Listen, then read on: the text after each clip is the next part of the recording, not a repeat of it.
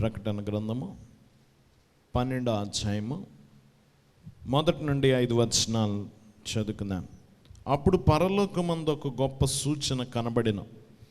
అదేదనగా సూర్యుని ధరించుకుని ఒక స్త్రీ, ఆమె పాదముల క్రింద చంద్రుడును, శిరస్సు మీద 12 నక్షత్రముల కిరీటమును ఉండెను. ఆమె గర్భిణి అయి ప్రసవ వేదన పడుచు ఆ నొప్పులకు కేకలు వేయిచుండెను. అంతటా పరలోకమందు ఇంకొక సూచన కనబడెను. ఇదిగో ఎర్రని మహాఘట సర్పము, దానికి 7 తలలను 10 కొమ్ములను ఉండెను. దాని తల మీద 7 కిరీటములుండెను. దాని తోక ఆకాశ నక్షత్రముల్లో 3వ భాగమును ఈడ్చి వాటిని భూమి మీద పడవేసెను. కననయున్న స్త్రీ కనగానే ఆమె శిశువుని మృంగివేయవలనని ఆ ఘటసర్పము స్త్రీ ఎదుట నిలిచి ఉండెను. సమస్త జనములను ఇనప దండముతో ఏలనయిన ఒక మగ శిశువును ఆమె కనగా, ఆమె శిశువు దేవుని యొద్దకును ఆయన సింహాసనమునొద్దకును కొనిపోబడెను. ప్రార్థించుకుందాం, మోకరించుకుందాం, ప్రార్థించుకుందాం. సర్వోన్నతుడా, సర్వకృపానిధివైన మా దేవా, వాక్కైన మా దేవా, నీకు అనేక వందనాలు తండ్రి. ఈ ఆనంద మాసంలో నీ మొదటి రాకడను, నీ జన్మ వృత్తాంతమును ప్రభా మేము ధ్యానము చేస్తూ ఉన్నాం. నీ ఈ ఆనంద మాసములో నీ జన్మ వృత్తాంతములో ఉన్న అనేక సందర్భములను, అనేక ఘట్టములను, అనేక పాత్రలను, అనేక విషయాలను మేము చూచుచున్నప్పుడు తండ్రి, నీ పరిశుద్ధ ఆత్మ వెలుగు ఆ భాగముల మీద మీరు ప్రసరింపచేసి అందు కలిగిన సత్యములను మేము గ్రహించినట్లు, పారమార్థిక జ్ఞానముతో మేము నింపబడినట్లు, లోతైన విషయాలు మేము ఎరిగి ఉండగలుగునట్లు కృప చూపించుము. పరిశుద్ధాత్మదేవా, నీ సహాయము, నీ వాక్కు అందుకున్నట్టుకు మాకు అక్కరగా ఉన్నది గనక నీ ఆత్మ సహాయము దయచేయము. ఇందులో ఉన్న ప్రతి సంగతి మీద మా మనస్సు పూర్తిగా లగ్నము చేసుకోగల ధన్యత దయచేయమని, నీ జన్మ ద్వారా కలిగిన సకల భాగ్యములు మా జీవితాలకి అనుగ్రహించమని, మా కొరకై భూలోకములోనికి దిగివచ్చిన యేసు నామమును వేడుకొనుచున్నాము తండ్రి, ఆమేన్. దేవుని సన్నిధిలో ఉన్న ప్రియ విశ్వాసులారా, క్రీస్తు యేసు యొక్క దివ్య దీవెన మనందరి జీవితాల్లోకి ప్రభు అనుగ్రహించును గాక. దేవుని సన్నిధిలో ఉన్న ప్రియ విశ్వాసులారా, చదవబడిన వాక్యం చాలా ప్రాముఖ్యమైంది. ప్రకటన గ్రంథం, ఆనంద మాసంలో ప్రకటన గ్రంథం ఎత్తుకున్నారేంటి అనుకోవచ్చు కదా. సహజంగా ఈ నెలంతా ఈ గ్రంథాన్ని ముట్టుకోము. ఈ నెలంతా మత్తయి సువార్త 1-2, లూకా సువార్త 1-2, యోహాను సువార్త 1వ అధ్యాయం ఇవే ఎత్తుకుంటాం. ప్రకటన అంతా 2వ రాకడ పండగల్లో మిగతా కాలంలో ఎత్తుకుంటాం. కానీ ప్రభు యొక్క చరిత్ర బైబిల్ అంతటా ఉంది.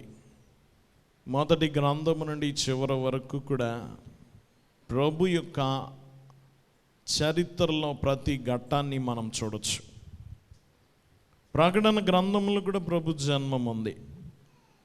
కాబట్టి గమనించండి, ఈరోజు ఈ కథ మనం ధ్యానం చేద్దాం. ఇది కూడా ప్రభు యొక్క జన్మ వృత్తాంతాన్ని తెలియచేస్తున్న కథే. చాలా మార్లు ఈ కథ మనం చెప్పుకుంటాము. గమనించండి, గర్భముతో ఉన్న ఒక స్త్రీ, సూర్యుడిని ధరించిన స్త్రీ, ఆ స్త్రీ క్రైస్తవ సంఘమని, కననైన బిడ్డ వధువు సంఘమని, ఆ వధువు సంఘాన్ని సాతాను మింగడానికి చూస్తూ ఉన్నాడని, అయితే సాతాను నోటికి చెక్కకుండా దేవుడు వధువు సంఘాన్ని తీసుకుని తన రాజ్యములోనికి కొనిపోతాడని మనం 2వ రాకడ పండగల్లో చెప్పుకుంటాం. అయితే ఈ కథ ప్రభు యొక్క మొదటి రాకడకు కూడా సరిపోయే కథే. ఈరోజు ఈ కథను మనం చూద్దాం. ఏ కోణములో నుంచి అంటే జన్మ కోణములో నుంచి, ప్రభు యొక్క జన్మ వృత్తాంతముల నుండి చూద్దాం. చాలాసార్లు ప్రభు యొక్క జన్మము ఆయన దృశ్యాన్ని చూస్తూ ఉంటాం. ఫోటో నేటివిటీ సీన్ అంటారు. అంటే ప్రభు మధ్యలో మరియ ఒడిలో, ప్రక్కన యోసేపు, ఓ పక్కన గొర్రెల కాపర్లు, ఇంకో పక్కనేమో జ్ఞానులు కదా, ఓ పక్కన దూతలు, ఓ ప్రక్కన ఆ పశువుల శాలలో గొర్రెలు.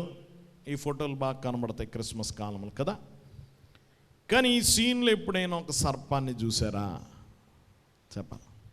గొర్రెలు కనబడతాయి, దూతలు కనబడతాయి, కాపరులు, జ్ఞానులు, అందరూ కనబడతారు. కానీ ఎవరు కనబడరా? సర్పం కనబడదు. గమనించండి, పశువుల శాలలో పశువులు ఉన్నాయో లేదో రాయబడలేదు, కానీ తప్పకుండా అక్కడ సర్పం మాత్రం ఉంది. ఏముంది? సర్పం కూడా పెట్టుకోవాలి. కాకపోతే ఆ సర్పాన్ని అక్కడ పెడితే ఆ ఫోటో చెడిపోతుంది కనుక పెట్టుకోము. దాంట్లో ఏముంటాయి? సర్పం ఉంటే అంత అందంగా చూడలేము ఆ ఫోటోని. కనుక మనం ఏం చేస్తామంటే ఆ సర్పాన్ని పెట్టాం. కానీ సర్పం కూడా ఉంది ఈ సీన్లో. ఏ సీన్లో? ప్రభు యొక్క జన్మం యొక్క దృశ్యములో. దేవుని బిడ్డలను గమనించండి, ఇక్కడ సర్పం కనబడుతుంది. ఈ ప్రకటన గ్రంథము మనందరికీ తెలుసు. పద్మాసు లంకలో యోహాను బంధింపబడినప్పుడు యోహాను ఈ దర్శనాన్ని చూస్తూ ఉన్నాడు. ఆత్మవశుడై ప్రకటన గ్రంథం అంతా అతడు ఆత్మ వశములో ఉండగానే ఇది చూచాడు, ఇది రాసినట్టుగా మనం చూస్తాం. దేవుని బిడ్డలను గమనించండి, ఈ యొక్క దృశ్యము చూచిన ఈ దృశ్యం అంతా కూడా ఒక యుద్ధ వాతావరణాన్ని సూచిస్తుంది. దేవుని బిడ్డలను గమనించండి, ఈ యుద్ధాన్ని సూచిస్తుంది. ఈ క్రిస్మస్ కథలో ఇదొక క్రొత్త కోణం అన్నమాట. దేవుని బిడ్డన మనం చూస్తే ఇదొక పోరాటముగా, దేవుని బిడ్డన దేవునికి సాతానికి, మంచికి చెడుకి మధ్య పోరాటముగా, అంతిమ విజయము ప్రభుదే, అంతిమంగా నాశనమైంది అపవాదే అని చెప్తున్న కథ ఇది. దేవుని బిడ్డన ఇది మనం చూసినట్లయితే ముగ్గురు వ్యక్తులు ఈ కథలో కనబడతారు. గమనించండి, ముగ్గురు. ఒకటి సూర్యుని ధరించిన స్త్రీ, సూర్యుని ధరించిన, గర్భము ధరించిన స్త్రీ. రెండవ వ్యక్తి ఎర్రని మహాఘట సర్పం, ఎర్రని మహాఘట సర్పం. మూడవది మగబిడ్డ, కననైన మగబిడ్డ. ముగ్గురు వ్యక్తుల్ని ఈరోజు ధ్యానం చేద్దాం. దేవుని బిడ్డన ఈ క్రిస్మస్ గురించి ఈ మూడు పాత్రలు ఏం చెప్తున్నాయో ఒకసారి ఈరోజు మనం ధ్యానం చేద్దాం. మొదటి 2 వచనాలు చూద్దాం. 12వ అధ్యాయం మొదటి 2 వచనాలు. అప్పుడు పరలోకమందు గొప్ప సూచన కనబడెను. అదేదనగా సూర్యుని ధరించుకొని ఒక స్త్రీ, ఆమె పాదముల క్రింద చంద్రుడును, శిరస్సు మీద 12 నక్షత్రముల కిరీటమును ఉండెను. ఆమె గర్భిణీ అయి ప్రసవ వేదన పడుచు ఆ నొప్పులకు కేకలు వేయిచుండెను. మొదటిగా గర్భము ధరించిన స్త్రీ. ఈ స్త్రీ ఎవరు? మరియా. మరి మనం ఏ వృత్తాంతంలో చూస్తున్నాం? జన్మ వృత్తాంతంలో చూస్తున్నాం. ఎవరి స్త్రీ? దేవుని బిడ్డల యోహానుకి తెలుసు. మరియా ఎవరు? ఎవరికి తెలుసు? యోహానుకి తెలుసు. ఎందుకనగా ప్రభు ఎవరికి అప్పచెప్పాడు? మరియని యోహానుకి అప్పచెప్పాడు. మరియ గురించి తెలుసు. ప్రభు యొక్క తల్లి మరియ అని తెలుసు. మరి ఇక్కడ ఈ స్త్రీ ఎలా ఉంది గమనించండి. సూర్యుని ధరించిన స్త్రీ, ఈమెను గురించి వర్ణిస్తున్నాడు. ఈమె ఎలా ఉంది? సూర్యుని ధరించిన స్త్రీ, 12 నక్షత్రముల కిరీటము, తల మీద ఏముంది? 12 నక్షత్రముల కిరీటము, పాదాల కింద చంద్రుడు. ఇంకెలా ఉంది ఈ స్త్రీ? గర్భముతో ఉంది. గమనించిన ఆ స్త్రీ ఇంకెలాగుంది? నొప్పులు పడుతూ ఉంది. ఇంకెలాగుంది? కేకలిస్తుంది. ప్రసవ వేదనతో కేకలిస్తుంది. దేవుని బిడ్డలారా, సూర్యుని ధరించింది, నక్షత్రాలున్నాయి, చంద్రుడు ఉన్నాడు. ఇలాంటి దృశ్యం బైబిల్లో ఇంకా అక్కడ కనబడదు. ఇది చూడాలంటే మళ్ళీ ఆదికాండం 37 అధ్యాయంలో యోసేపు కలగన్నాడు. ఆ కలలో సూర్యుడు, చంద్రుడు, నక్షత్రాలు వంగి ఎవరికి నమస్కారం చేస్తున్నాయి అన్నాడు? యోసేపుకి నమస్కారం చేస్తున్నాయి. గమనించండి, ఇది యోసేపు కనిన కళ. మళ్ళీ అలాంటి దృశ్యం ఎక్కడ కనబడదు? ఇక్కడే కనబడుతుంది. ఒక స్త్రీ సూర్యుని ధరించింది, నక్షత్రాల 12 నక్షత్రాల కిరీటము, పాదాల కింద చంద్రుడు. దేవుని బిడ్డలారా, ఇది క్రిస్మస్కి ఎలా సరిపోతుంది అనుకోవచ్చు. గమనించండి, నిజంగా మరియా యూదా జనాంగానికి ముంగుర్తు. ఆ స్త్రీ ఎవరికి ముంగుర్తు? యూదా జనాంగం. చెప్పండి, యూదా జనాంగానికి ముంగుర్తు. దేవుని బిడ్డలారా, గమనించండి, ఆ స్త్రీ యూదా జనాంగానికి లేక ఇశ్రాయేలు దేశానికి ముంగుర్తు. సూర్యుని ధరించుట దేవుని కలిగిన జనాంగం. ఎవరిని కలిగిన జనాంగం? ఆ కాలంలో గమనించండి, దేవుని కలిగిన జనాంగం ఇశ్రాయేలీలే. ఇశ్రాయేలీలు యూదా జనాంగం. వారు సూర్యుని ధరించిన వారు. ఆ కాలంలో ఇశ్రాయేలీలు తప్ప ఇంకెవరు కూడా నిజ దేవుని కలిగి లేరు. దేవుని బిడ్డలారా, ఎందుకంటే వారికే దేవుడు బయలుపడ్డాడు. అబ్రహాము ద్వారా, ఇస్సాకు ద్వారా, యాకోబు ద్వారా ఎవరికి బయలుపడ్డాడు? ఇశ్రాయేలీలకి మాత్రమే బయలుపడ్డాడు, ఇంకెవరికి కనబడలేదు. అందుకనే వారు చాలా అతిశయంగా చెప్పుకునేవారు, యెహోవా తమకు దేవుడిగా గల జనులు, ఇంకెవరికి వారు దేవుడిగా లేడు. ఐగుప్తీయులకు లేడు, మోయాబీలకు, అమ్మోరీయులకి, ఫిలిస్తీన్లకి, కల్దీలకి ఎవరికి ఆయన దేవుడిగా లేడు. వీరికే బయలుపడ్డాడు. అందుకనే అబ్రహాము దేవుడు, ఇస్సాకు దేవుడు, యాకోబు దేవుడు అని చెప్పుకున్నారు. ఎందుకంటే అబ్రహాము దేవుడు అని చెప్తే సరిపోద్ది. కానీ అబ్రహాముకి 2 కుమారులు ఇష్మాయేలీలు ఆ దేవుడిని స్వీకరించలేదు, ఇస్సాకు మాత్రమే స్వీకరించాడు. తర్వాత ఇస్సాకు దేవుడు అని చెప్పిన తర్వాత యాకోబు దేవుడు అని ఎందుకు చెప్పాడంటే, ఇస్సాకు పెద్ద కుమారుడు ఇష్మాయేలు, ఏషావు, ఏదోమీయులు ఆ దేవుడిని స్వీకరించలేదు. యాకోబు ఒక్కడే ఆ దేవుణ్ణి కలిగి ఉన్నాడు. యాకోబు 12 కుమారులు కూడా ఆ దేవుణ్ణి కలిగి ఉన్నారు. వారే ఇశ్రాయేలీలుగా పిలువబడ్డారు. తదనంతర కాలములో యూదులుగా వారు విడిపోయారు. కాబట్టి గమనించండి, వారు దేవుని కలిగి ఉన్నారు. నిజ దేవుని కలిగిన వారు సూర్యుని ధరించిన స్త్రీ ఈమె.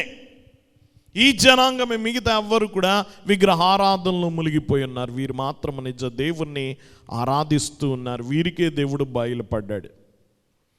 కాబట్టి సూర్యుని ధరించిన స్త్రీ ఈ జనాంగము, యూదా జనాంగము. ఈ జనాంగం ఏమన్నా ధరించింది?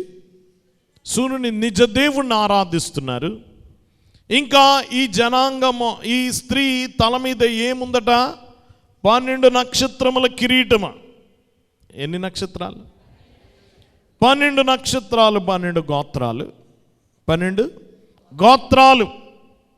ఆ కిరీటము కలిగి ఉంది స్త్రీ.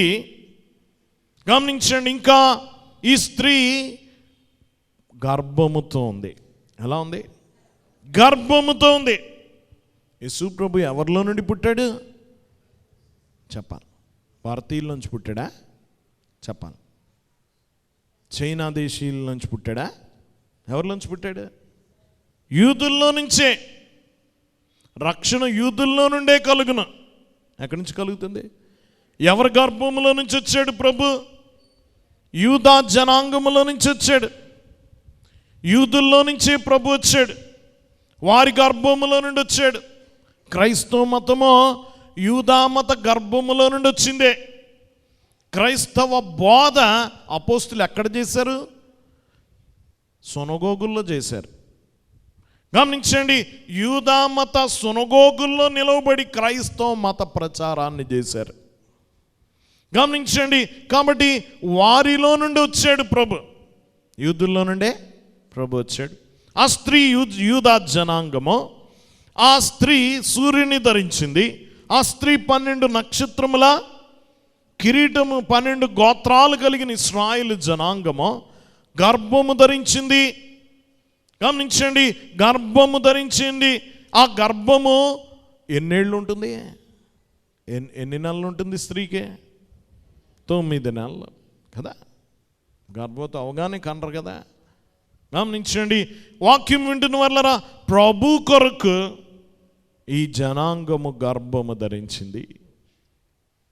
దేవుని బిడ్డలారా, కొన్ని వందల ఏళ్ల నిరీక్షణ. ఇందా పాడుకున్నాం, నిరీక్షణ ఫలముందుదాము. ఏమని పాడుకున్నాం? ఏ ఫలమా? నిరీక్షణ ఫలము.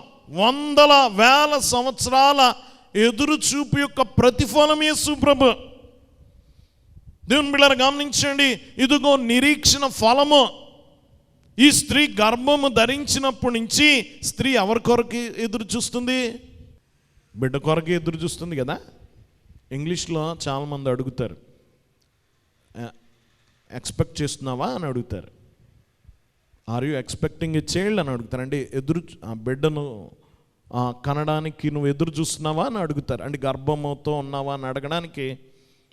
గమనించండి, బిడ్డ కొరకు ఎదురు చూస్తున్నావు అని అడుగుతారు. గమనించండి, గర్భము ధరించిందంటే ఇంకా ఎదురు చూపు దేని కొరకు చెప్పాలి?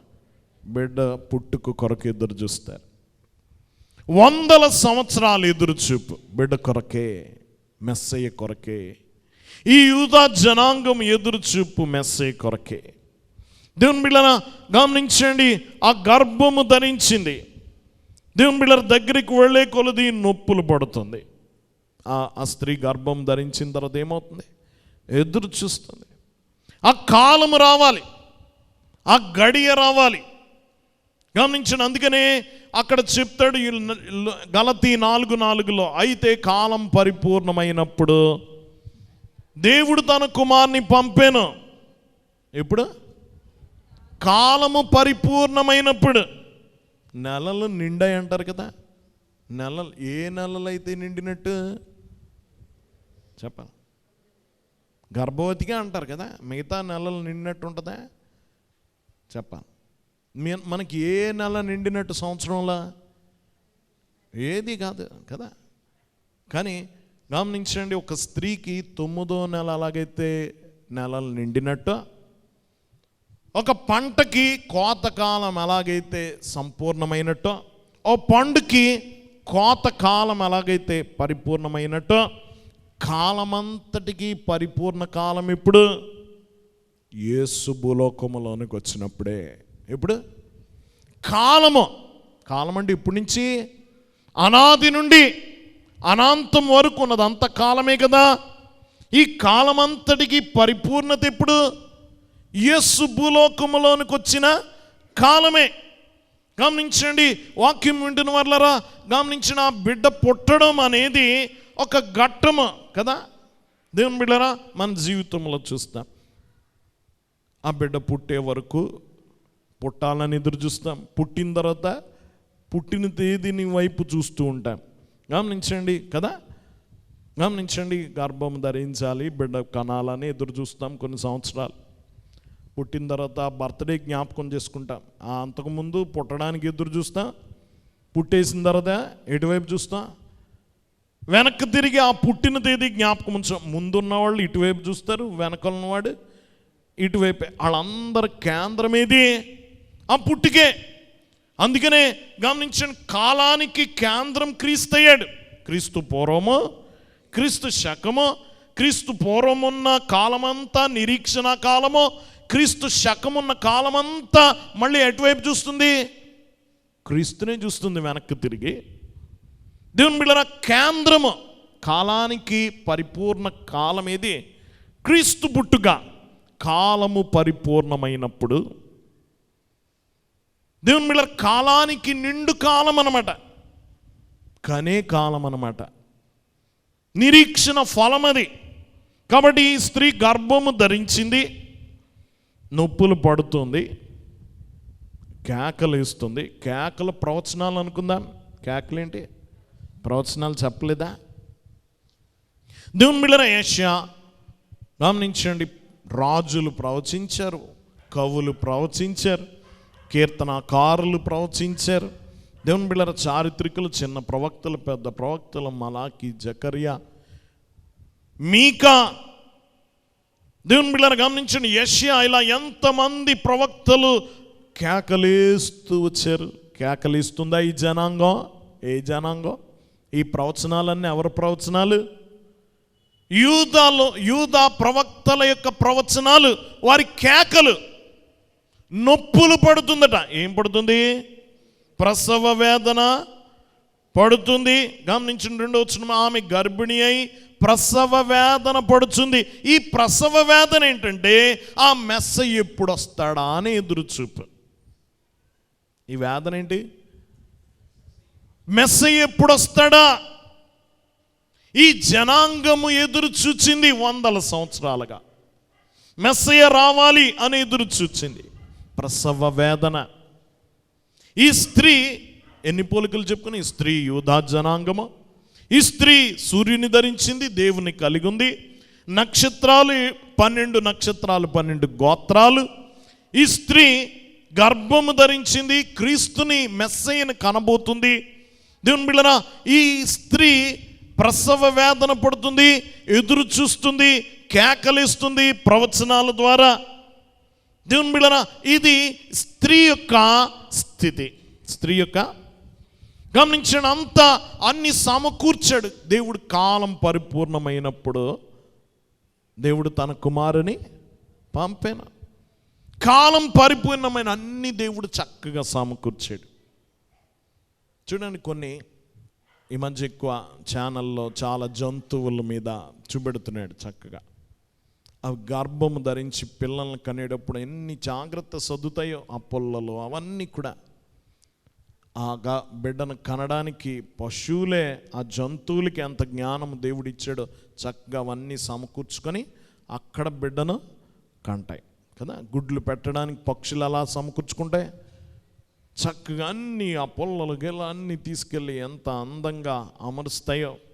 మధ్య ఒక ఛానల్లో చూపెడుతున్నాడు, ఒక వేగంగా వెళుతున్న నదిలో కింద నీటిలోంచి చూస్తున్నాడు. ఆ చేప గుడ్లు పెట్టడానికి చిన్ని రాళ్ళు నోటుతో తీసుకొచ్చి ఎంత కుప్ప కింద వేసింది. ఆ కుప్పలో మధ్యలో చిన్న గోతిలాగా పెట్టింది. పెట్టి అక్కడ గుడ్లు పెట్టింది. ఎందుకంటే ప్రవాహంలో కొట్టుకుపోకుండా ఆ రాళ్ల మధ్య ఆ గుడ్డెలు చక్కగా అందులో ఉండి ఆ పిల్లల ఏడట ఆ గుడ్లు అందులో పెట్టింది. ఎంత చక్కగా అమరుస్తుందో. వీటికే దేవుడు అంత జ్ఞానం ఇచ్చాడు. తన కుమారుని భూలోకములోనికి వెళ్ళేటప్పుడు పంపేటప్పుడు ఎంతగా దేవుడు అన్ని సమకూర్చాడో చూడండి. ఎన్ని కదిపాడో. స్వయంగా ఈ ప్రపంచాన్ని ఆ సమయంలో ఏలుతున్న కైసర్ ఔగుస్తు హృదయాన్ని కదిపాడు. గమనించండి, యేసు ఎక్కడ పుట్టాలి? బెత్లెహేములో పుట్టాలి. వీళ్ళ ఉన్నదెక్కడ? గలిలయలో ఉన్నారు. అసలైతే గలిలయలో కనేస్తారు, కానీ ఈయన ఎక్కడ పుట్టాలి? బెత్లెహేములో పుట్టాలి. ప్రజాసంఖ్య, మొదటి ప్రజాసంఖ్య రాయించాలన్న ఆలోచన ఎవరిలో పుట్టించాడు? కైసర్కి. మొత్తం ప్రపంచం అంతా కదిలింది. మొదటి ప్రజాసంఖ్య ప్రపంచమంతటికి రాయబడిన మొదటి జనాభా లెక్కలు. అందులో ఎవరి పేరు రాయబడింది? ప్రభు పేరు రాయబడింది. మొత్తం ప్రపంచాన్ని కదిలించాడు దేవుడు. అలా సమకూర్చాడు చూడండి. దేవుని బిడ్డరా, తల్లిని సిద్ధపరిచాడు. నువ్వు గర్భవతి, నువ్వు బిడ్డను కంటావు, ఆత్మ నిన్ను ఆవరిస్తుంది, పరిశుద్ధాత్మ వలన గర్భం ధరుస్తావు. తల్లిని సిద్ధపరిచాడా? తండ్రిని సిద్ధపరిచాడు. విడనాడాలనుకుంటున్నాడు, ఆ తండ్రిని సిద్ధపరిచాడు. దేవదూత కనబడ్డాడు, ఇల్లు చేర్చుకో, ఆయనకి పేరు పెట్టి అన్నాడు. వెంటనే పరిగెత్తాడు యోసేపు. సిద్ధపరిచాడా? గమనించండి, ఇదిగో స్తుతి చేయడానికి, జ్ఞానుల్ని రావడానికి చుక్కను పంపాడు, గొల్లల్ని తీసుకురావడానికి దూతలను పంపాడు. దేవుని బిడ్డరా, పాకను సిద్ధపరిచాడు, తొట్టిలో పశువుల తొట్టిని సిద్ధపరిచాడు. దేవుని బిడ్డను గమనించండి, ఎన్ని సిద్ధపరిచాడు దేవుడు. వాక్యం వింటున్న వారులారా, ఇవన్నీ దేవుడు సమకూర్చాడు తన కుమారుని భూలోకములోనికి పంపడానికి. దేవుని వాక్యం వింటున్న వారులారా, జాగ్రత్తగా గమనించండి. ఆ స్త్రీ గమనించండి, ఆ దేశానికి ముంగుర్తుగా ఉంది. మరియా పూర్తిగా యూదా జనాంగానికి ముంగుర్తుగా ఉంది. ఎవరికి? యూదా జనాంగానికి, ఇశ్రాయేలు జనాంగానికి ముంగుర్తుగా ఉంది మరియా. మొదటి పాత్ర. రెండోది 3వ వచనం చదువుకుందాం. అంతటా పరలోకమందు ఇంకొక సూచన కనబడెను. ఇదిగో ఎర్రని మహాగడ సర్పము, దానికి 7 తలలను 10 కొమ్ములను ఉండెను. దాని తలల మీద 7 కిరీటములుండెను. దాని తోక ఆకాశ నక్షత్రములో 3వ భాగము నిడిచి వాటిని భూమి మీద పడవేసెను. కననయ్యున్న స్త్రీ కనగానే ఆమె శిశువుని మృంగివేయవలనని ఆ ఘట సర్పం స్త్రీ ఎదుట నిలిచుండెను. రెండో పాత్ర ఎవరిది? మహాఘట సర్పం. ఏంటట? మహాఘట సర్పం. స్త్రీ గురించి చూసాం, ఇప్పుడు ఏమన్నా చూస్తున్నా? మహాఘట సర్పం. సర్పం సాతానానికి తెలుసు. మనందరికీ బాగా బండ గుర్తు. సర్పం అంటే ఎవరా చెప్పాలి? సర్పము సాతానికి ముంగుర్తు. ప్రకటన గ్రంథంలో గమనించండి, 12, 13 అధ్యాయాల్లో సాతానులో త్రిత్వం చూడవచ్చు. సాతానులా దేవునిలో త్రిత్వం ఉందా? తండ్రి, కుమార, పరిశుద్ధాత్మ. సాతానులో కూడా త్రిత్వం ఉంది. ఇక్కడ గమనించండి, ఇక్కడ మహాఘట సర్పం కనబడిందా? సాతానికి ముంగుర్తు. 13వ అధ్యాయంలో 1వ వచనంలో చూస్తాం. మరియు 10 కొమ్ములను 7 తలలను గల యొక్క క్రూర మృగము సముద్రములో నుండి పైకి వచ్చుట చూచితిని. ఇది రెండవది, అంత్యక్రీస్తు అన్నమాట. క్రీస్తుకు విరుద్ధంగా అంత్యక్రీస్తు. 3వ వాడు గమనించిన 11వ వచనం చూడండి. మరియు భూమిలో నుండి మరి యొక్క క్రూర మృగం పైకి వచ్చుట చూచితిని. గొర్రెపిల్ల కొమ్ము వంటి 2 కొమ్ములను దానికి ఉండెను.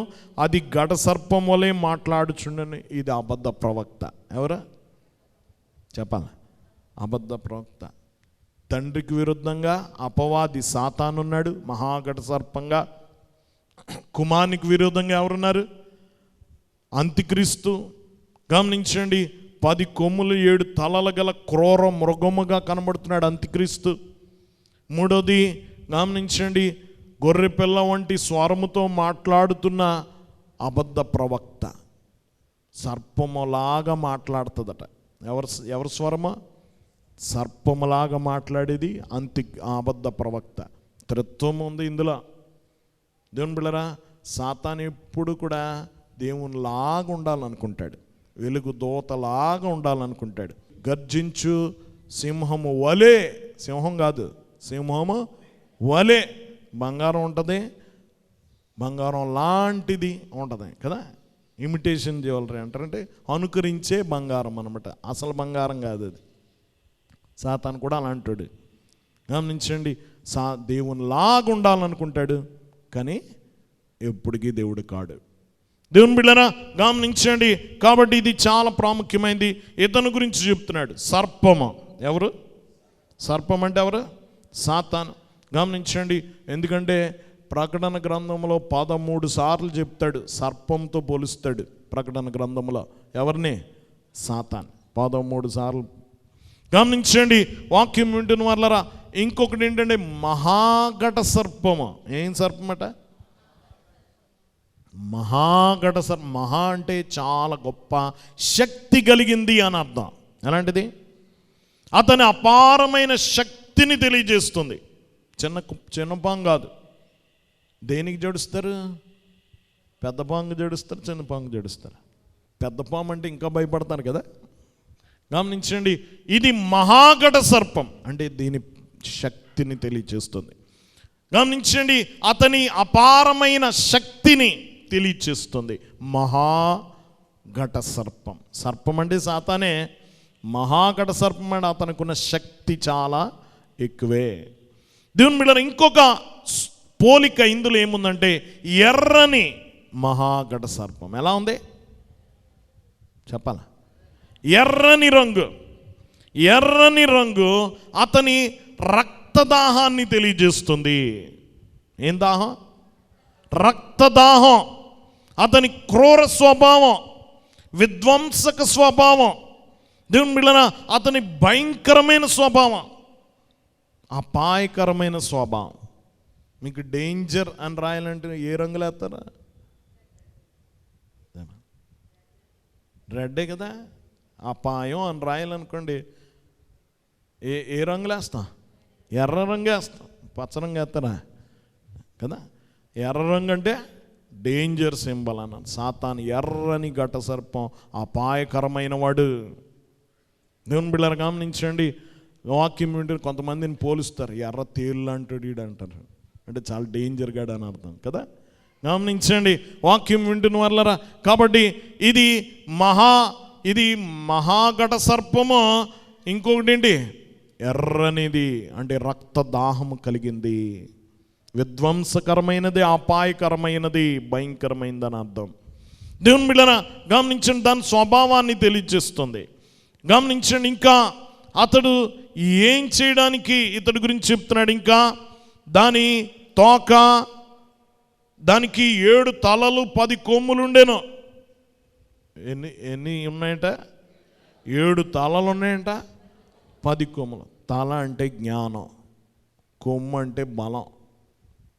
తల అంటే జ్ఞానం, 7 తలలు అంటే చక్కని తెలివి ఉంది సాతానికి.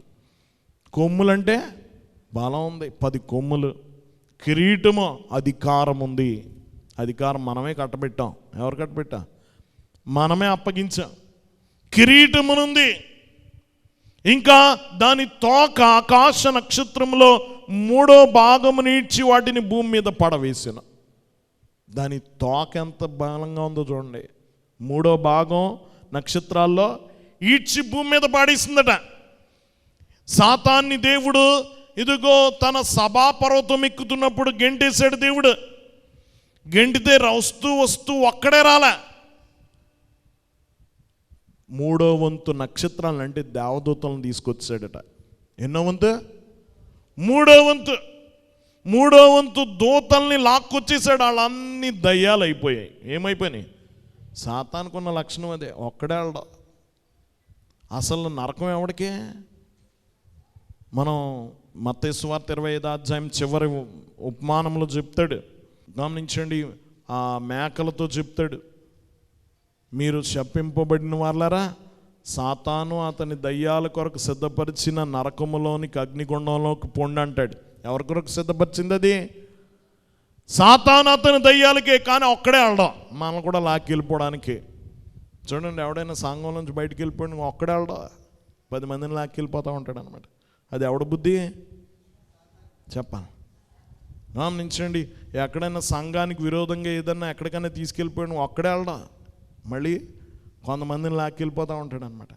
గమనించండి, అది ఎవరి బుద్ధి? సాతాను బుద్ధి. దేవుని బిడ్డలారా గమనించండి, నాతో పాటు 10 మంది నాశనం అయిపోవాలనుకుంటాడు సాతాను. ఇది సాతాను బుద్ధి. కాబట్టి 3వ వంతు నక్షత్రాలు లాక్కొచ్చేసాడట. తీసుకొచ్చి ఎక్కడ పడేసాడట? చూడండి, దాని తోక ఆకాశ నక్షత్రంలో 3వ భాగం నీడ్చి వాటిని భూమి మీద పడవేశాను. ఇది ఎక్కడ పడేసాడు? భూమి మీద పడేశారు. ఈ దయ్యాలన్నీ ఎక్కడ దిగినాయట చెప్పాలి? భూమి మీద పడ్డాయి.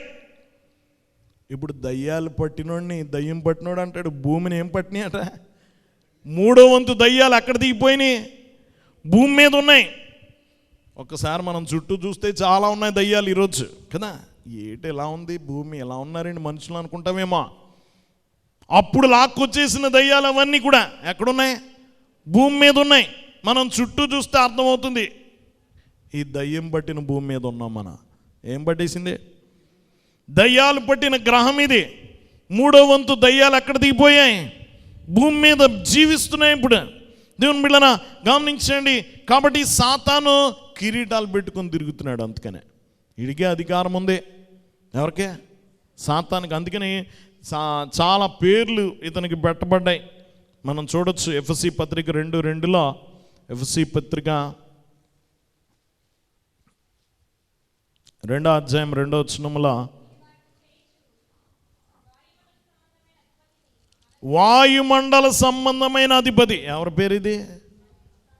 ఎవరి టైటిల్ ఇది? సాతాను. వాయుమండల సంబంధమైన అధిపతి కదా. ఎవరు అధిపతి? వాయుమండల అధిపతి. ఇంకేం పేర్లు ఉన్నాయట? 2 కొరింథీ పత్రిక 4:4 చూడండి. 2 కొరింథీ పత్రిక 4:4. దేవుని స్వరూపి అయిన క్రీస్తు మహిమను కనపరచు సువార్త ప్రకాశం వారికి ప్రకాశింపకుండు నిమిత్తము ఈ యుగ సంబంధమైన దేవత. సాతానికి ఇంకో పేరేంటి? ఈ యుగ సంబంధమైన దేవతట.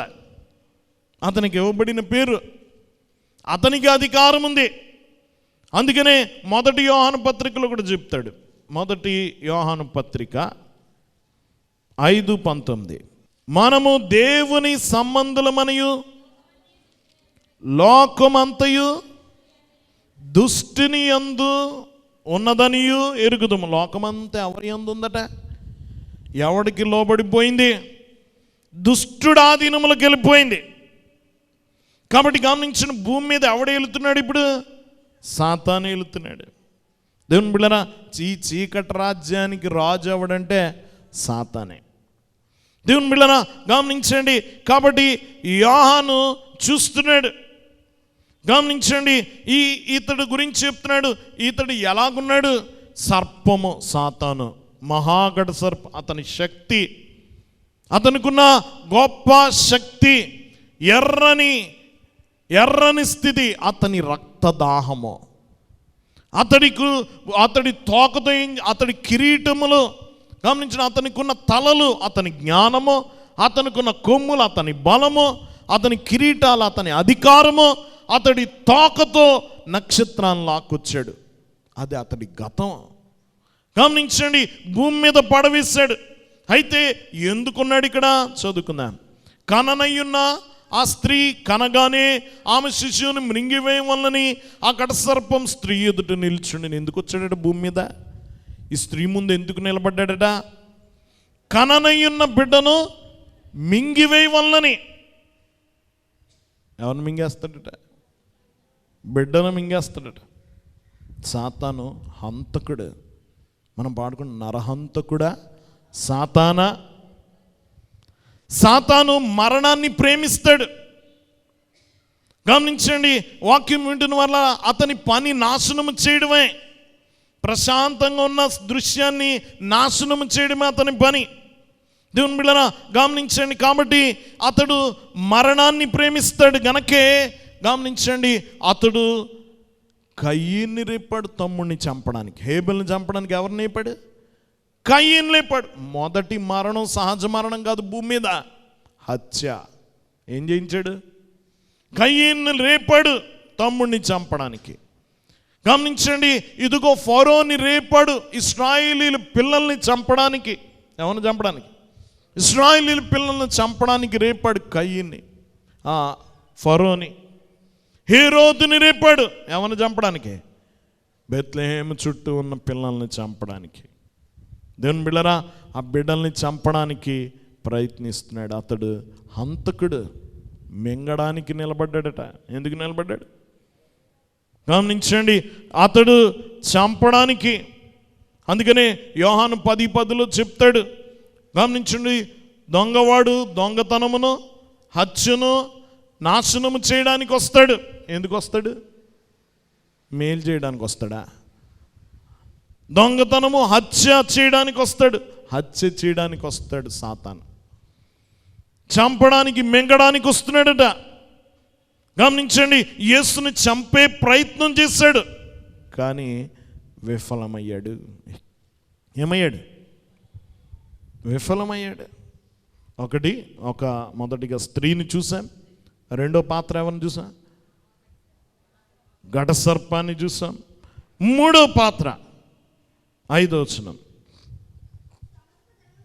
సమస్త జనములను ఇనపదండముతో ఏలనయ్యున్న ఒక మగ శిశువును ఆమె కనగా, ఆమె శిశువు దేవుని యొద్దకును ఆయన సింహాసనమునొద్దకును కొనిపోబడెను. గమనించండి, మూడో పాత్ర ఎవరిదే? శిశు ఎవరిదే? మన హీరోయినే. ఈ నెలంతా ఎవరు? మన కథానాయకుడు ఎవరు? ఈ శిశువే కదా. దేవుని బిడ్డ, మన పాత్ర, ఆరాధన, మన భజన, మన పూజ, మన పాటలన్నీ ఎవరు చుట్టూ తిరుగుతాయి? చెప్పాలా? మన హీరోయిన్ ఎవరు? శిశు. శిశువు అంటే సరిపోదు, ఆయన టైటిల్ ఎలా పెట్టాడు చూడండి. ఈయన సమస్త జనములను ఇనపదండముతో ఏలనయ్యున్న ఒక మగ శిశువు. సామాన్యుడిగా అది శిశువు. ఏం పేరట ఆయన పేరు? సమస్త జనములను ఇనపదండముతో ఏలనయ్యున్న శిశువు. లేకపోతే చిన్న శిశువును మింగడానికి అంత సర్పం సాతానే రావాలా? చిన్న పిల్లదయ్యాన్ని పంపితే మింగేస్తాడు కదా. సాతానే వచ్చి నిలబడ్డాడంటే ఎంతటి మహానుభావుడు ఈయన. ఓ పాట పాడతారు ఎక్కువ ఈ సీజన్లో. బాలుడు కాదమ్మో బలవంతుడు వీడు, పసివాడు కాదమ్మో పరమాత్ముడు వీడు. నిజమే కదా. సామాన్యుడు కాదు ఈ శిశువు. ఈ శిశువుని మింగడానికి స్వయంగా ఎవరు వచ్చారు? సాతానే వచ్చాడు. సమస్త జనములను ఇనపదండముతో ఏలనయ్యున్న, ఇప్పుడు ఏళ్తాడంట్లా, ఏలనయ్యున్న శిశువు. గమనించండి, ఈ శిశువుని చంపాలనుకున్నాడు.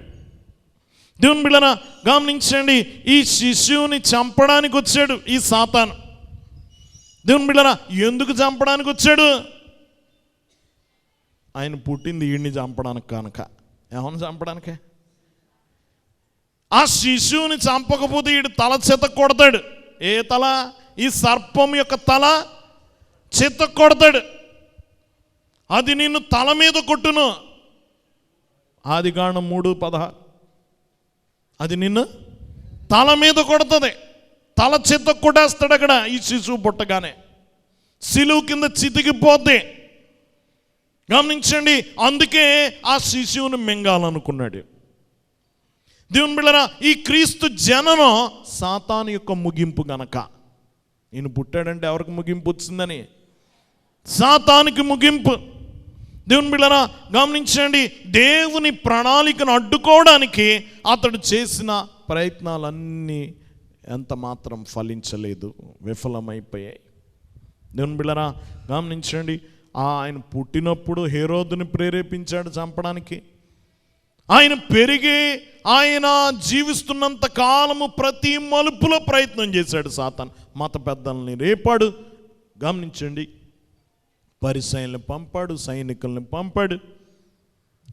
గమనించండి, హేరోదీయుల్ని, అన్ని రకాల వాళ్ళని పంపాడు ఎవరిని చంపడానికి.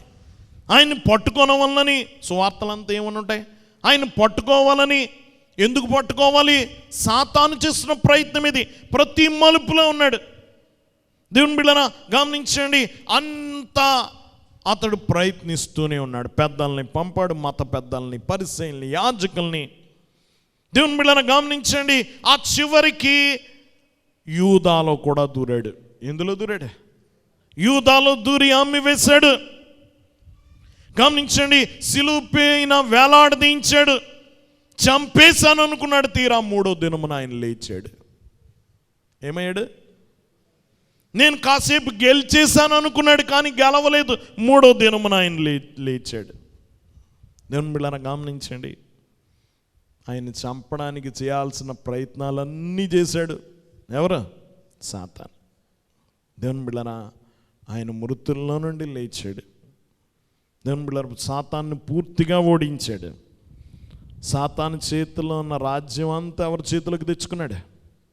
తన చేతులకు తెచ్చుకున్నాడు. ఆయన మరణాన్ని గెలిచాడు. దేన్ని గెలిచాడు? మరణాన్ని గెలిచి మరణం యొక్కయు పాతాళ లోకము యొక్కయు తాళపు చెవులు పట్టుకొని వచ్చేసాడు బయటికి. దేంట్లోంచి? సమాధుల నుండి బయటకు వస్తాయి. ఏ తాళం తెచ్చాడు చెప్పాలి? మరణము యొక్కయు. గమనించండి, ఇప్పుడు తాళం పట్టుకొచ్చేసిన తర్వాత ఎవరిని గెంటుతాడు సాతాను? ఎక్కడికే? మరణంలోకి, నరకంలోకి. ఎవరిని గెంటుతాడు? తాళం చేతులు ఎవరి చేతికి ఇచ్చాడు? ఆయన పట్టుకొని వచ్చేసాడు. దేవుని బిడ్డలారా గమనించండి, ఇప్పుడు అతడు ఏమీ చేయలేడు, అతన్ని గెలిచాడు. దేవుని బిడ్డలారా గమనించండి, ఇప్పుడు గెలిచిన తర్వాత ఎక్కడికి వెళ్ళిపోయాడు? ఇక్కడ ఏమని రాయబడి ఉంది? ఆమె శిశువు దేవుని యొద్దకును ఆయన సింహాసనం వద్దకును కొనిపోబడెను. ఈ శిశువు ఎక్కడికి వెళ్ళిపోయాడట? దేవుని దగ్గరికి, సింహాసనం దగ్గరికి, తండ్రి కుడి పార్శ్వమున కూర్చున్నాడు. ఎందుకు? ఈ యుద్ధం ముగిసిపోయింది, గెలిచేశాడు కదా, తల చితికిపోయింది కదా. ఇప్పుడు రాజ్యములన్నీ ఎవరి వశంలోకి వెళ్ళిపోయినాయి? ప్రభు వశంలోకి వెళ్ళిపోయినాయి. ఈ లోక రాజ్యాలన్నీ ఎవరి చేతిలోకి వెళ్ళిపోయినాయి? దేవుని చేతిలోకి వెళ్ళిపోయినాయి. గమనించండి, యుద్ధం ముగియగానే సైనికులు ఎవరింటికి వెళ్ళిపోతారు? వాళ్ళ ఇంటికి వాళ్ళు వెళ్ళిపోతారు. యేసు యుద్ధంలో గెలిచాడు. ఎక్కడికి వెళ్ళిపోయాడు? తండ్రి సింహాసనం దగ్గరికి వెళ్ళిపోయాడు. పని పూర్తి చేశాడు. దేవుని బిడ్డలారా, దేవుని చిత్తాన్ని పూర్తిగా నెరవేర్చాడు. భూమి మీదకి వచ్చాడు, చనిపోయాడు, తిరిగి లేచాడు. ఆ శత్రువులను ఓడించిన తర్వాత తండ్రి దగ్గరికి తిరిగి వెళ్ళిపోయాడు. దేవుని బిడ్డలారా గమనించండి, ఇది చాలా ప్రాముఖ్యమైనది. ఇదే చెప్తున్నాడు కదా. మళ్ళీ అక్కడికి వెళ్ళిపోయాడు ఆయన, తండ్రి దగ్గరికి వెళ్ళిపోయాడు. తండ్రి యొద్దకు, సింహాసనమునకు అతడు కొనుక్కోబడ్డాడు. దేవుని బిడ్డలారా గమనించండి, వాక్యం వింటున్న వాళ్ళరా, ఈ యుద్ధాన్ని గెలిచాడు. ఈ కథ ఎంత చక్కగా ఉంది. ఈ కథ సరిపోయింది. ఇప్పుడు చెప్పాలి, ఈ పాత్రలు సరిపోయినాయా? గమనించండి, ఒకటి ఆ స్త్రీ గురించి చెప్పుకున్నాం. ఆ స్త్రీ ఎవరు? యూదా జనాంగము. సూర్యుని ధరించింది, దేవుని కలిగి ఉంది, 12 నక్షత్రాలు, 12 గోత్రాలు. ప్రసవ వేదన పడుతుంది మెస్సయ్యను కనడానికి. యుగయుగాల ప్రసవ వేదన, ఎదురు చూపు, నిరీక్షణ, అరుపులు, కేకలు, ప్రవచనాలు ముందుగానే ప్రవచిస్తున్నారు. సమయం వచ్చింది, కననైన బిడ్డను కన్నాడు.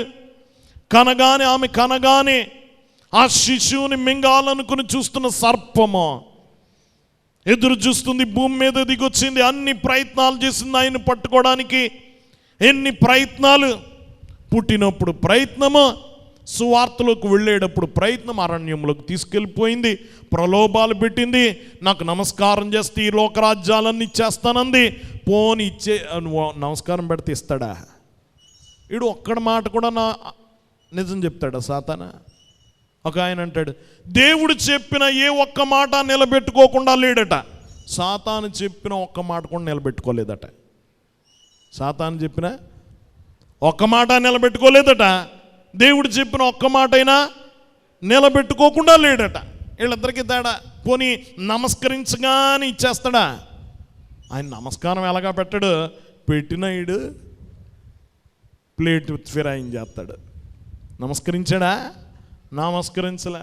3 ప్రలోభాలు పెట్టాడు అరణ్యంలో. సాతానా వెనక్కి పో అన్నాడు. వెనక్కి పో. దేవుని బిడ్డలారా గమనించండి, ఎన్ని ప్రయత్నాలు చేశాడు. అన్ని చోట్ల ప్రయత్నమే. నీ దేవునికి తప్ప ఎవరికి నమస్కరించొద్దు అన్నాడు. అన్ని రకాలుగా ఓడించాడు. దేవుని బిడ్డలారా గమనించండి, వాక్యం వింటున్న వాళ్ళరా, చివరి వరకు ప్రయత్నిస్తూనే ఉన్నాడు. సిలువ మీదకి ఎక్కిన తర్వాత కూడా ప్రయత్నం చేశాడు కదా. నువ్వు దేవుని కుమారుడు అయితే దిగిరా. నువ్వు దేవుని కుమారుడు అయితే దిగిరా. అక్కడ కూడా కింద లాగేద్దామని చూశాడు. అక్కడ తల చితికిపోతున్నా సరే అక్కడ కూడా కిందకి లాగేద్దాం. అతని ప్రయత్నాలు ఏమీ సఫలం అవ్వలేదు. దేవుని బిడ్డలారా అన్ని చోట్ల గెలుస్తూనే వచ్చాడు.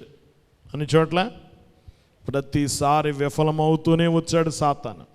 ఏ ప్రయత్నము సఫలం అవ్వలే. జన్మ దగ్గర సఫలం అవ్వలే. మింగాలనుకున్నాడు, మింగాడా, తప్పించేశాడు. ఆయన ఐగుప్తు దేశం వెళ్ళాడు, ప్రభు అతని నోటికి చెక్కలే. దేవుని బిడ్డలారా గమనించండి, వాక్యం వింటున్న వాళ్ళరా గమనించండి, ఆయన సువార్తల్లోకి వెళ్ళినప్పుడు మింగాలనుకున్నాడు, అతని వల్ల కాల. సిలువ దగ్గర ఆయన మరణంతో మింగేయాలనుకున్నాడు, మరణం దగ్గర కూడా అతని వల్ల కాల. అతని ప్రయత్నాలన్నీ బెడిసికొట్టాయి. దేవుని బిడ్డలారా చివరికి ఆయన జయం పొందాడు. ఆయన తిరిగి అక్కడికి వెళ్ళిపోయాడు, తండ్రి సింహాసనం దగ్గరికి వెళ్ళిపోయాడు. దేవుని బిడ్డలారా గమనించండి, అన్ని చోట్ల ప్రయత్నాలు చేశాడు మింగడానికి. అతడి పని అదే, మింగడమే అతని పని. దేవుని బిడ్డలారా గమనించండి, కానీ ఈ యుద్ధం ఎక్కడ మొదలైంది తెలుసా? బెత్లెహేములోనే. ఎక్కడ? బెత్లెహేము ఒక యుద్ధ భూమే. దేవుని బిడ్డలారా గమనించండి, ఇది క్రిస్మస్ వెలుగు. క్రిస్మస్ ఈ వెలుగులో మనం చూడాలి. ఏ వెలుగులో? ఈ యుద్ధం యొక్క వెలుగులో. మనకు సహాయపడడానికి వచ్చాడు. దేవుని బిడ్డలారా గమనించండి, భూమి మీద సమాధానం అన్నాడు. భూమి మీద ఆయనకి ఇష్టమైన మనుషులకు. కానీ ఈ సమాధానం రావడానికి ఆయన ఏం చేయాలా? యుద్ధం చేయాలి. ఏం చేయాలి? యుద్ధం చేయాలి. దేవుని బిడ్డలారా యుద్ధం మొదటి నుంచి జరుగుతూనే ఉంది. దేవుని బిడ్డలారా దేవుడు ఆదామవ్వల్ని ఏదేను తోటలో సృష్టి అంతటిని ఆదామవ్వలకు అప్పచెప్పాడు. అధికారం ఎవరికి ఇచ్చాడు? ఆదామవ్వలకు అప్పచెప్తే వారు ఆ గృహ నిర్వాహత్వం అంతా ఎవరికి అప్పచెప్పారు? సాతాను చేతికి అప్పగించాడు. అప్పటి నుంచి ఇది లాక్కున్నాడు, దొంగదారులు లాక్కున్నాడు సాతాను చేతికి అప్పగించేశాడు నరుడు. సాతాను చేతిలోకి వెళ్ళిపోయిన తర్వాత ఎంత కావాలన్నా వెనక్కి రావట్లే. పోరాడుతున్నారు ఆ రోజు నుంచి. ఎవరితో యుద్ధమో? సాతాను. ఆది కాండంలోనే చెప్పాడు, గమనించండి, నీ సంతానమునకును ఆమె సంతానమునకును వైరము, యుద్ధము. ఈ యుద్ధం అప్పటి నుంచి సాగుతుంది. ఈ యుద్ధం మనం గెలవలేకపోతున్నాం. ఎవరి మీద గెలవలేకపోతున్నా? ఈ సర్ప సంతానం మీద. సాతానుతో గెలవలేకపోతున్నా. ప్రతిసారి పై చేయి సాతానుదే. మనల్ని బానిసలు చేశాడు. మన దేశం, మన ప్రపంచం, ఈ సృష్టిలో మనల్ని బానిసలుగా చేసి ఆడిస్తున్నాడు. యుద్ధము ప్రతిసారి ఎవడు గెలుస్తున్నాడు? సాతాను గెలుస్తున్నాడు. కాబట్టి దేవుడు స్వయంగా వచ్చాడు గెలవలేని మనల్ని గెలిపించడానికి, ఈ బానిసత్వపు సంకెళ్ళు విడగొట్టడానికి. గమనించండి, అపవాదిని గెలిపించడానికి, విజయం ఇవ్వడానికి, విజయశీలులుగా మనల్ని చేయడానికి వచ్చాడు. దేవుని బిడ్డలారా గమనించండి, వాక్యం వింటున్న వాళ్ళరా, ఈరోజు ఈ దండయాత్ర చేయడానికి ఈ జన్మము దగ్గరే మొదలుపెట్టాడు. ఎక్కడి నుంచి? జన్మము దగ్గరే. ఇప్పుడు మనం ఈ క్రిస్మస్లో ఎలా చూడాలో తెలుసు? ఇది ఒక యుద్ధమే. ఎవరితో యుద్ధం? మనం ఓడిపోతుంటే ఒక ఆయన వచ్చాడు మన ముందుకి. మన సైన్యాధ్యక్షుడు చిన్న శిశువు. ఎవరు? మన సైన్యం ముందు ఎవరు నిలబడ్డారు? చిన్న శిశువుగా వచ్చాడు. దేవుని బిడ్డలారా గమనించండి, ఆయన చిన్న శిశువుగా వచ్చాడు. చిన్న బిడ్డగా కనబడుతున్న గమనించిన శక్తి అంతా ఆయనలోనే ఉంది. ఎవరిలో ఉంది? ఆ చిన్న పిడికిల్లోనే బలమంతా ఉంది. దేవుని బలమంతా ఆ చిన్న పిడికిల్లోనే దేవుని బలమంతా ఉంది. దేవుని బిడ్డలారా గమనించండి, ఆయన సాధించగలడు. ఆయన జన్మము దగ్గరే అంత చిన్న శిశువుగా ఉన్నప్పుడు ఒక దెబ్బ కొట్టాడు. అవన్నీ సాతాను మింగాలనుకున్నాడు. ఎంత శిశువే కదా, మింగేయాలనుకున్నాడు. కానీ అతని నోటికి చెక్కలేదు. అక్కడి నుంచి దెబ్బలు తగులుతానే ఉన్నాయి. ఎవరికే? సాతాను. దేవుని బిడ్డలారా గమనించండి, ఈ సైన్యానికి సైన్యాధ్యక్షుడు మన ప్రభువే. మన మందున్న ప్రభు మనల్ని గెలిపించడానికి వచ్చాడు. దేవుని బిడ్డలారా గమనించండి, మనం నిరాశ చెందాల్సిన పని లేదు. బెత్లెహేం వైపుకు చూడు, మన నాయకుడు పుట్టాడు. మనల్ని గెలిపించే నాయకుడు ఎక్కడ పుట్టాడు? బెత్లెహేములో పుట్టాడు. దేవుని బిడ్డలారా గమనించండి, ఈ యుద్ధాన్ని ఆయన సంపూర్తి చేస్తాడు. గమనించండి, ఆయన మనకు జయమిస్తాడు. తరాల పోరాటానికి ముగింపు పలుకుతాడు. మనకు ఈ దాస్యము నుండి విడిపిస్తాడు. దేవుని బిడ్డలారా అతనికి వ్యతిరేకంగా ఎవ్వరు నిలవలేరు. దేవుని బిడ్డలారా గమనించండి, ఇది చాలా ప్రాముఖ్యమైంది. ఈరోజు మనము గెలవడానికి యేసుక్రీస్తు ప్రభు శిశువుగా వచ్చాడు. దేవుని వాక్యం వింటున్న వాళ్ళారా ఈరోజు దాన్ని మనం నమ్మాలి. ఈ దృశ్యముతో ప్రభుని చూడు, ఎంతో చక్కని దృశ్యం. శిశువును కనడానికి ఎదురు చూచాడు అపవాది. ఈ సర్పముంది. ప్రభు యొక్క జన్మ వృత్తాంతంలో ఎవరున్నారు? సర్పముంది. కానీ సర్పపు నోటికి చెక్కలేదు. మహాగఢ సర్పమే, 7 తలలు, 10 కొమ్ములు, కిరీటాలు, 3వ వంతు నక్షత్రాన్ని లాగేసిన చరిత్ర కలిగిన సర్పమే. కానీ ఎవరి ముందు ఓడిపోయింది? చిన్న శిశువు ముందు ఓడిపోయింది.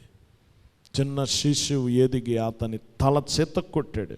అతని రాజ్యాన్ని ముగించాడు. అతని మానవుడిని మోసగించి ఈ భూమిని స్వాధీనము చేసుకున్న సాతాను చేతిలో నుంచి వెనక్కి లాగేసుకున్నాడు. తిరిగి ప్రపంచాన్ని ఏం చేశాడు? వెనక్కి లాక్కున్నాడు. లోకరాజ్యాలన్నీ ఎవరి వశంలోకి వచ్చేసినాయి? ఇప్పుడు యేసుక్రీస్తు వశంలో. ఇనుప దండముతో ఏలనయున్న శిశువు ఇప్పుడు శిశువుగా ఉన్నాడు. ఆయన సాతాను తల చేత కొట్టి పరలోకానికి వెళ్ళాడు. రేపు 1000 ఏండ్ల పాలనలో ఇనప దండముతో ఏలనయున్న శిశువు అన్న వాగ్దానం ఇప్పుడు నెరవేరుతుంది. ఆ రోజు వేళ మనం చెప్పుకున్నాం మొన్న. గమనించండి, 2వ రాకడలో ఆయన వస్తాడు, 1000 ఏండ్లు పరిపాలిస్తాడు కదా. గమనించండి, మీ వద్ద నుండి పరలోకమునకు చేర్చుకొనబడిన ఈ యేసే ఏ విధముగా వెళ్ళుట మీరు చూచారో అదే విధముగా భూమి మీదకి వస్తాడు. వచ్చి ఏం చేస్తాడు? 1000 ఏండ్లు ఇనప దండముతో ఏలతాడు. అందుకే నా శిశువు ఎవరట? ఇనప దండముతో ఏలనైన మగ శిశువు. దేవుని వాక్యం వింటున్న వాళ్ళరా, ఎప్పటికీ ఈ చెడు గెలవదు. మన ప్రభు గమనించండి, గెలిపించడానికి వచ్చాడు. కాబట్టి ఆయన్ని కలిగిన మనము ధన్యులము. ఈ క్రిస్మస్ పండుగ ఈ గెలుపును దృష్టిలో ఉంచుకొని మనం పండగ ఆచరిద్దాం. అలాంటి ధన్యత ప్రభు మనెల్లరికి అనుగ్రహించిన గాక. ఆమేన్. దయనిధి ప్రేమ స్వరూపుడ మహోన్నతుడని కొందనాలు. నీ వాక్యముల నుండి మా అందరితో మాట్లాడిన దేవానికి అనేక వందనాలు. దేవాని వాక్యములో ఉన్న అనేక సత్యాలు మేము గ్రహించుటకు కృప చూపించాం. దేవాన్ని జన్మ వృత్తాంతం అన్ని గ్రంథముల్లో ఉంది. దేవా, నీవే ఈ మర్మాలు ఎరుగుటకు నీ ఆత్మ సహాయం మాకు అనుగ్రహిస్తున్నావు. నీ కొందనాలు. వినిన వాక్యం అందరి జీవితంలో ఫలింపచేయండి. దేవా, ఇదిగో ఈ పోరాటములో మాకు ముందు నిలబడడానికి స్వయముగా నువ్వు దిగి వచ్చిన దేవా, నీకు వందనాలు. నీ రాకతో మా విజయము ఖరారు చేశావు, నిశ్చయించావు, చివరికి ముగించావు, విజయం ఇచ్చావు. దేవా, నీకు వందనాలు. విన్న వాక్యమును బట్టి మేమందరము నీ అందు పూర్తి విశ్వాసముతో సత్యమెరిగిన వారమై మేమింకా జ్ఞానములో చీకటిలో బ్రతక నువ్వు పొందిన విజయం మేమందరము నీ పేరట అందుకోగల ధన్యత దయచేయమని యేసు నామమున వేడుకొనుచున్నాం తండ్రి. ఆమేన్.